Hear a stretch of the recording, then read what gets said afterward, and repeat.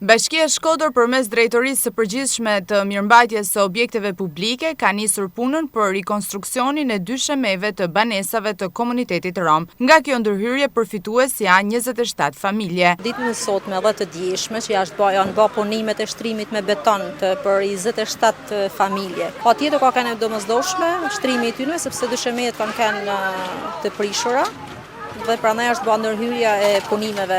Besoj që gjatë përfundimit të javës do të kryejnë gjitha banesat. Edhe banorët që jetojnë në këto banesa vlerësojnë ndërhyrjen që po bëhet. Na kanë ndihmuar se kanë qenë shumë pisleku i madh, tani na kanë ndihmuar shumë me ujë, me çimento, me krep. Çka kemi dashur na kanë bërë. Neve romë na ndihmojnë shumë. Shumë e përmirëson, jo pak. E përmirëson shumë. Ka qenë një problematikë që nuk e kanë pas vetëm unë, ne kemi pas gjithë si familje, edhe falenderojnë shumë për këtë sakrificë për Zotin.